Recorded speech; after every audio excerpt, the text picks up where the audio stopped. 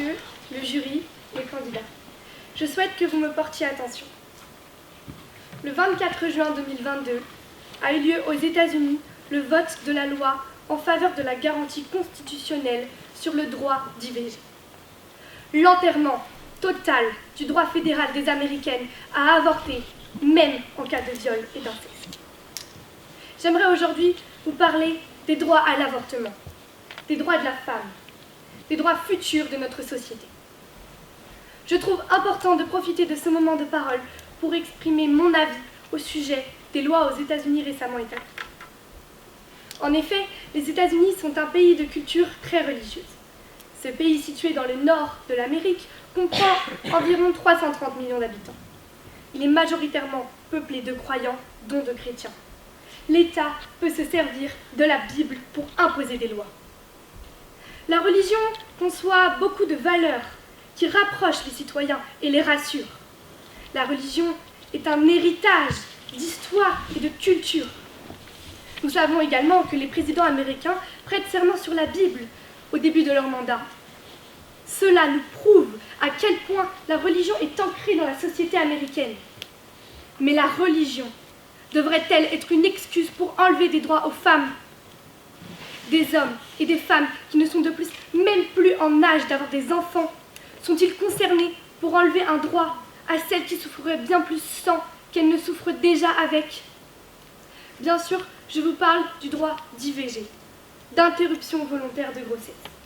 Un droit fondamental, car les femmes se sont battues pour pouvoir obtenir ce droit et disposer de leur corps librement. En 1973, la Cour suprême des États-Unis juge que le droit à l'avortement était légal, en rendant l'arrêt historique Roe v. Wade. Il y avait des conditions précises à respecter, mais sous une forme, il était légal.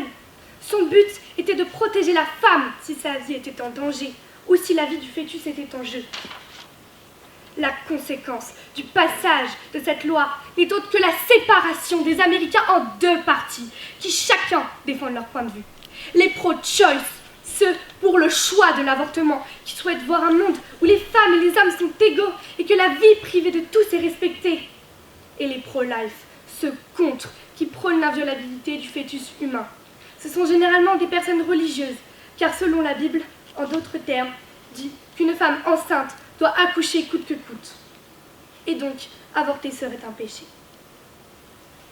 Le 24 juin 2022, la Cour suprême des États-Unis juge que le droit à l'avortement n'était pas profondément enraciné dans l'histoire et la tradition de la nation américaine. L'affaire Dobbs v. Women's Health Organization laisse le libre droit à chaque État de choisir s'il laisse ou non le droit à l'avortement dans leur État.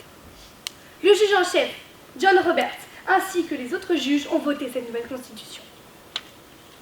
Le passage de cette loi ne sera pas sans conséquences pour le reste du monde. Les États-Unis sont un des pays les plus influents. Ce sont la première puissance militaire mondiale. Ils ont également le monopole du streaming avec Netflix. La planète se nourrit de films et de séries TV qui viennent des États-Unis. Sur les réseaux sociaux, l'influence première vient des États-Unis. Le monde s'inspire des pays et continents voisins pour avancer et se développer. Que pouvons-nous penser de l'avenir du droit à l'avortement en Europe? En France, en septembre 2022, le 28, il y a encore des manifestations pour insister sur le droit à l'avortement, car c'est un droit vital. Pensez-vous qu'en ôtant ce droit, cela cesserait toute pratique à l'avortement? Pensez-vous qu'en ôtant ce droit, cela ferait de la nation une nation plus unie? Pensez-vous qu'en ôtant ce droit, moins de femmes souffriraient? Pensez-vous que l'avortement est facile à subir pour une femme?